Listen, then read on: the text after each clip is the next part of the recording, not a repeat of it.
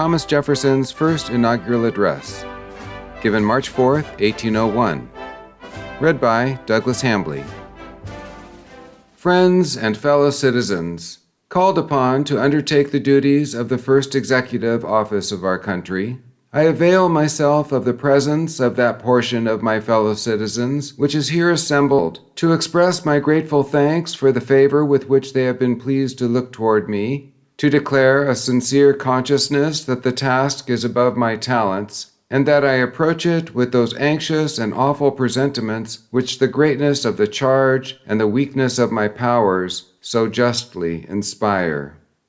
A rising nation, spread over a wide and fruitful land, traversing all the seas with the rich productions of their industry, engaged in commerce with nations who feel power and forget right, advancing rapidly to destinies beyond the reach of mortal eye.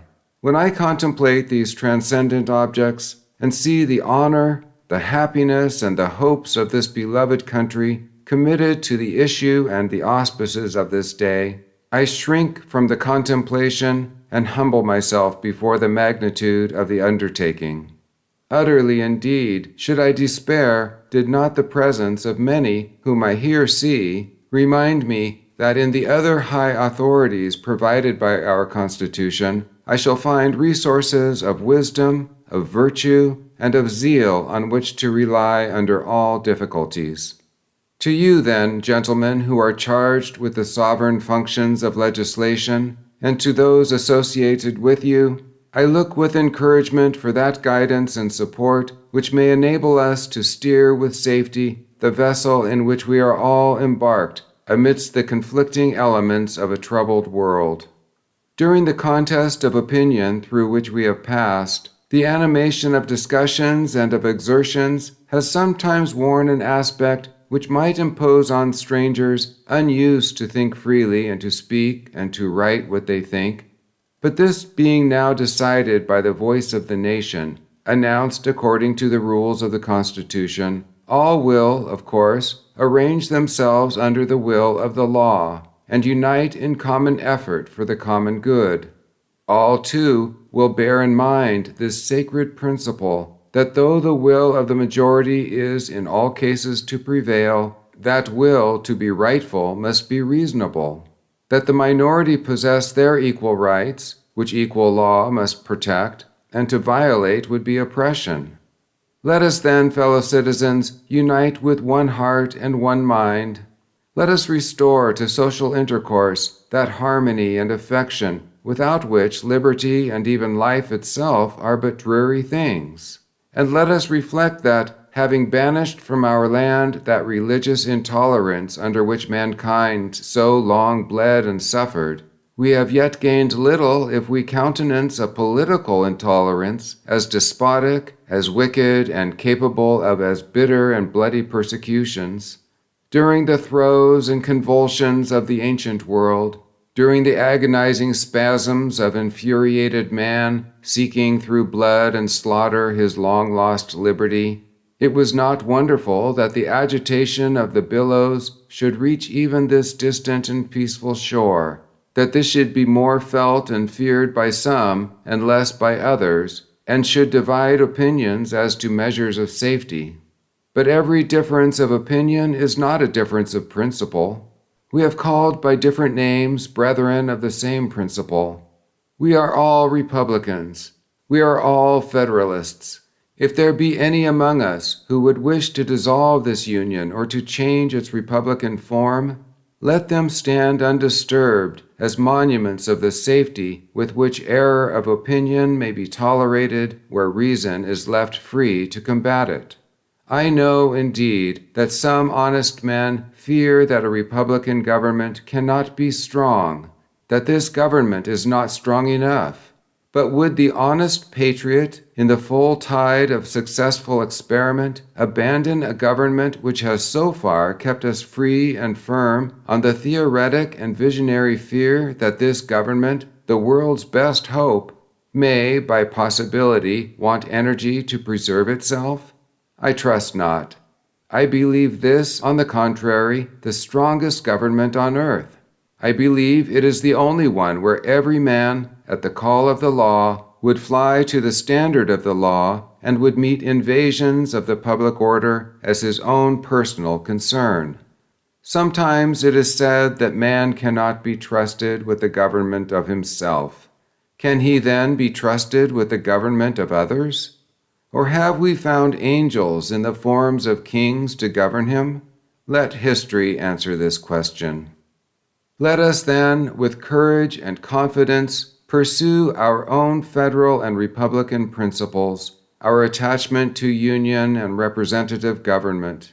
Kindly separated by nature and a wide ocean from the exterminating havoc of 1/4 of the globe, too high-minded to endure the degradations of the others, possessing a chosen country with enough room for our descendants to the 1,000th and 1,000th generation, entertaining a due sense of our equal right to the use of our own faculties, to the acquisitions of our own industry, to honor and confidence from our fellow citizens, resulting not from birth, but from our actions and their sense of them, enlightened by a benign religion, professed in deed and practiced in various forms, yet all of them inculcating honesty, truth, temperance, gratitude, and the love of man, acknowledging and adoring and overruling providence, which by all its dispensations proves that it delights in the happiness of man here and his greater happiness hereafter.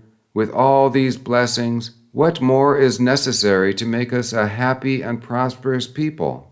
Still one thing more, fellow citizens, a wise and frugal government which shall restrain men from injuring one another, shall leave them otherwise free to regulate their own pursuits of industry and improvement, and shall not take from the mouth of labor the bread it has earned.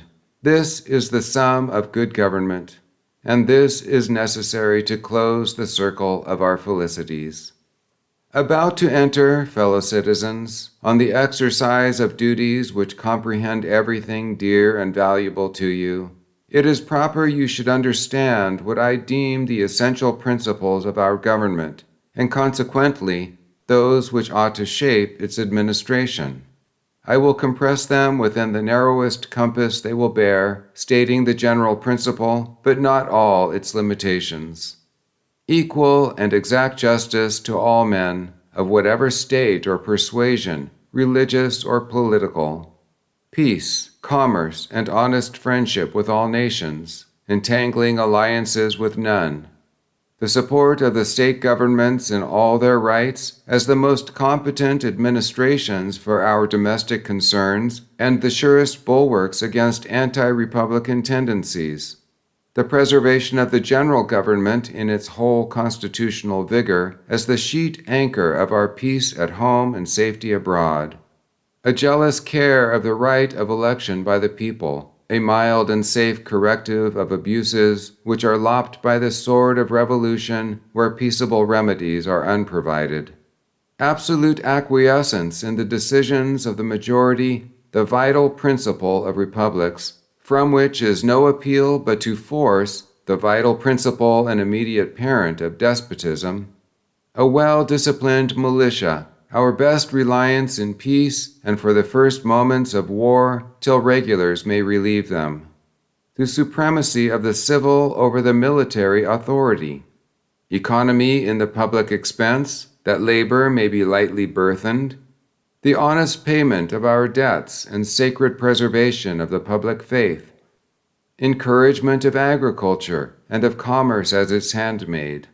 The diffusion of information and arraignment of all abuses at the bar of the public reason, freedom of religion, freedom of the press, and freedom of person under the protection of the habeas corpus, and trial by juries impartially selected. These principles form the bright constellation which has gone before us and guided our steps through an age of revolution and reformation. The wisdom of our sages and blood of our heroes have been devoted to their attainment. They should be the creed of our political faith, the text of civic instruction, the touchstone by which to try the services of those we trust, And should we wander from them in moments of error or of alarm, let us hasten to retrace our steps and to regain the road which alone leads to peace, liberty, and safety. I repair then, fellow citizens, to the post you have assigned me.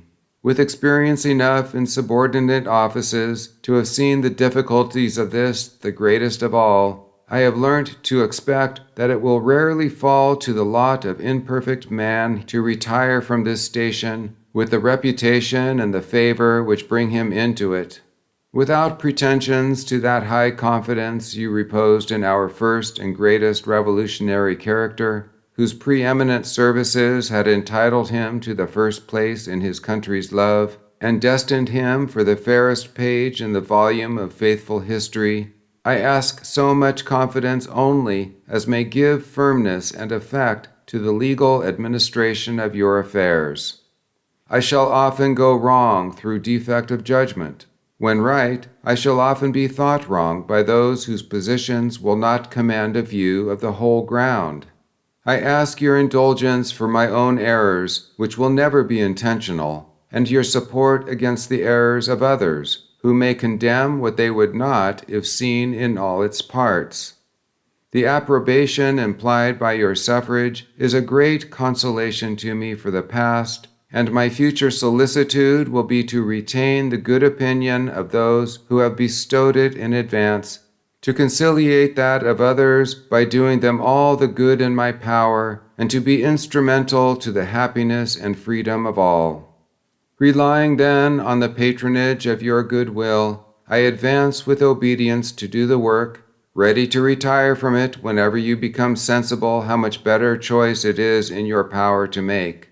And may that infinite power, which rules the destinies of the universe, lead our counsels to what is best, and give them a favorable issue for your peace and prosperity.